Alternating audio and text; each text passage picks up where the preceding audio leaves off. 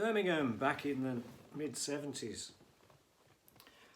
I was with a mate of mine who said, "Russ, you're coming down to watch the Blues play, that's Birmingham City Football Club."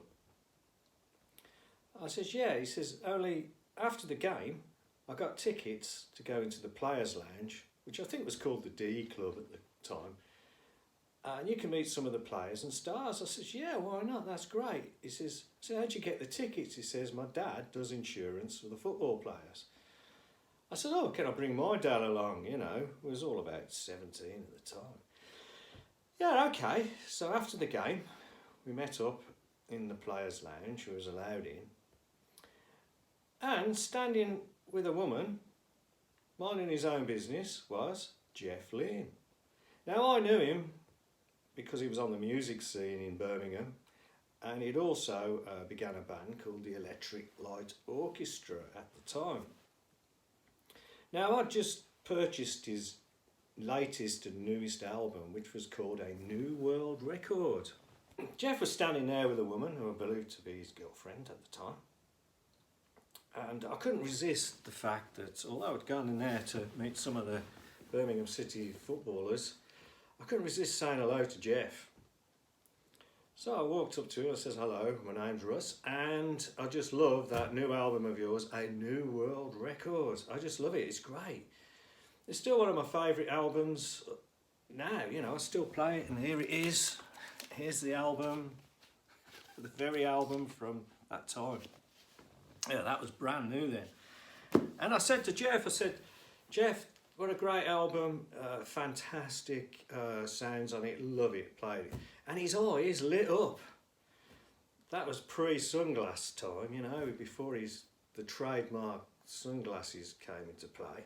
His eyes lit up anyway, and he said, "Oh, thank you very much for saying that." And he came across as a warm, nice guy, you know. Straight away you felt this connection.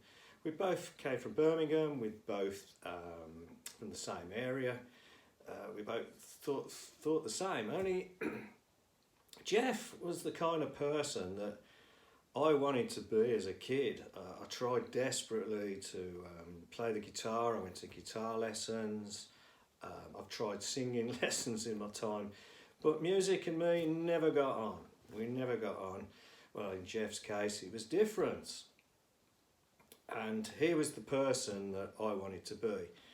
And conversely, I wasn't the person that Jeff wanted to be, if that makes sense. He was getting away from the industrial city of Birmingham, and most people ended up in engineering or connected with engineering in the city. So Jeff was trying to get away from that.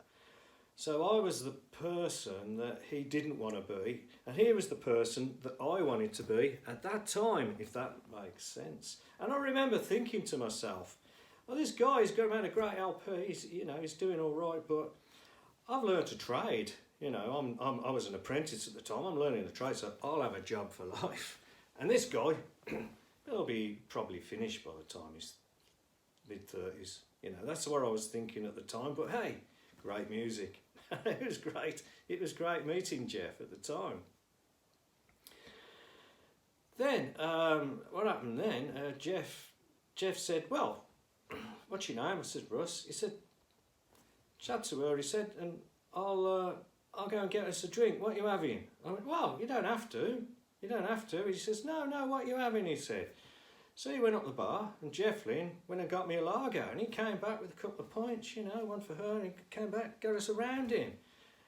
And then along came one of the players at Birmingham, Trevor Francis, came along, who I believe they were mates at the time. They obviously knew each other.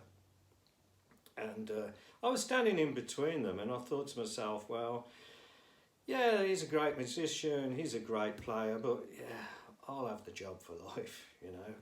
I mean, Trevor Francis, the Birmingham City player at the time, he went on to be a football great in his own right, you know, and obviously Jeff went on to become what he is now.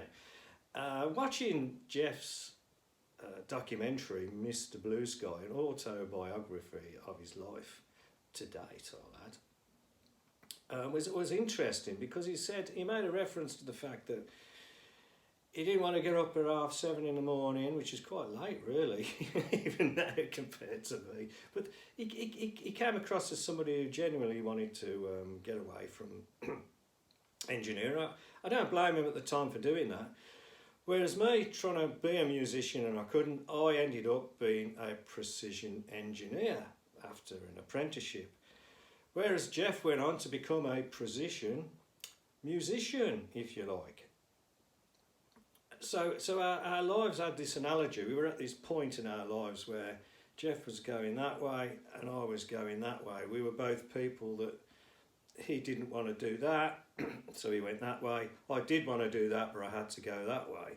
So in effect, I'm the person that Jeff didn't want to be because he wanted to be a musician, which is great for Jeff, of course, you know. And it was lovely that this kind, warm gentleman who didn't come across as arrogant or anything like that, standing there, he bought me a pint and we all stood around, with Trevor Francis as well, the player, talking about the match and how the game went. So it's a happy memory for me, and I'll always say that next round is mine, Jeff, if we ever meet. And I know you're in America somewhere and living the dream, fair play to you. And if you do come across Jennifer Aniston, just tell her Russ says hello, okay?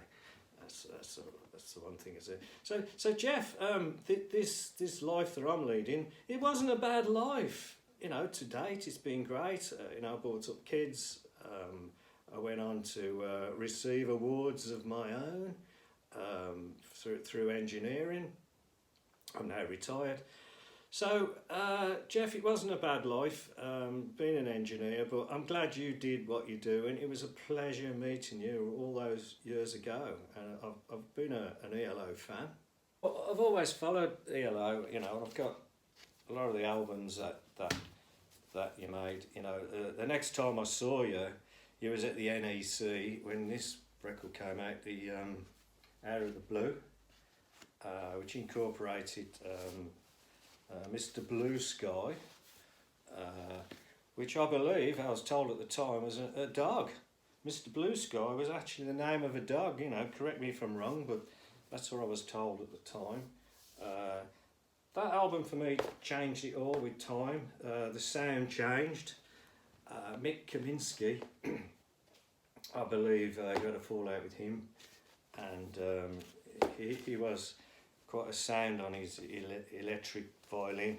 I mean, 3 Light Years, you hear the Mick's rendition of the Hall of the Mountain King, fantastic, you know. So your sound did change, and I started following Mick and ELO too, to be honest, because I did miss that violin sound that you went away from, you know. But other people have said to me, well, why didn't you, on one of your iconic brands videos, why didn't you include Jeff Lynne and ELO as a 70s iconic band in another video that I did?